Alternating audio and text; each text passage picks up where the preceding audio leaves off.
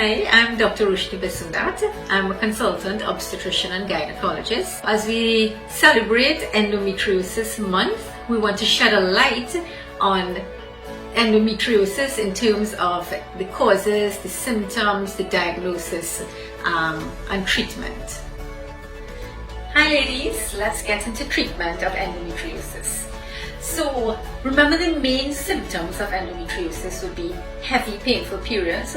So the most simple thing that you can do is use over-the-counter pain medications to help with your pain, which would be things like what we call the non-steroidal anti-inflammatories. So things like Alfen, Aleve, Motrin, Panadol, they all help to relieve the pain.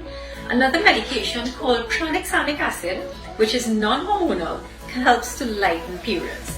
So that's your first line treatment. Then we go into second line treatment, which is going to be hormonal treatments, which essentially is the contraceptive pill. And what the pill does, it prevents ovulation and therefore prevents the egg from coming out. And in this way, it helps to prevent the collection of endometriosis monthly. Because if you understand the theory of endometriosis, every month when you have a period and the lining is bleeding, it's bleeding from wherever it is. So you can get bleeding into your ovary, into the pelvis, into the muscle of your womb. So if you prevent ovulation, then that helps to treat the endometriosis. The next hormonal treatment would be what you call progesterone-only methods, and there's the 3-monthly injection, and there's a new one on the market which is a daily pill called Vizan. So what progesterone does, it again prevents ovulation, it thins the lining or endometrium, and therefore helps to prevent the progression and actually helps to regress endometriosis.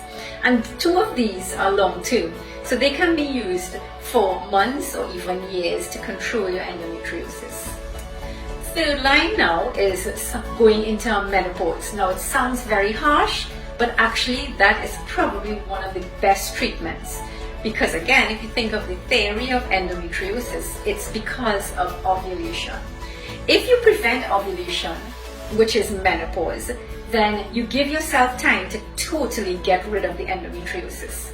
The one downside with it is obviously you will get menopausal symptoms such as hot flushes, night sweats, insomnia, but it is actually a really, really good treatment, and this is only done for 6 and maximum 9 months.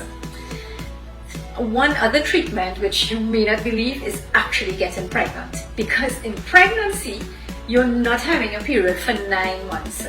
And we tend to joke about it, but it actually is a treatment. So if you do get pregnant, it helps to get rid of the endometriosis. So those are hormonal treatment options. Then there's the surgical option, which is basically surgery, and that there are different ways where it can be done laparoscopically, where it's the pieces of endometrium is burnt away. So you can do this by what is called heat or diathermy. You can do laser. You can even do cutting it away physically with a knife. Then we get into fertility treatments. Now, if you have mild endometriosis, hormonal treatments may not be the best thing, because all of the hormonal treatments are contraceptive. So obviously you're trying to get pregnant, but you're using contraception. So the surgical option is the better option for fertility. And very, very uncommon, if someone has swelling of the tubes due to endometriosis, then unfortunately sometimes you do recommend removal of the tubes. But as I said previously, you do need your tube to get pregnant. And for these women, they may not be able to conceive naturally and may have no option other than IVF, which is short for in vitro fertilization. One thing to also note is sometimes you can treat endometriosis and it totally goes away, but unfortunately for a few women, the endometriosis can come back, because a lot of endometriosis is caused by what we call retrograde menstruation, which means instead of the blood flowing down through your womb to the cervix and down through the vagina, it literally goes backwards through your tubes.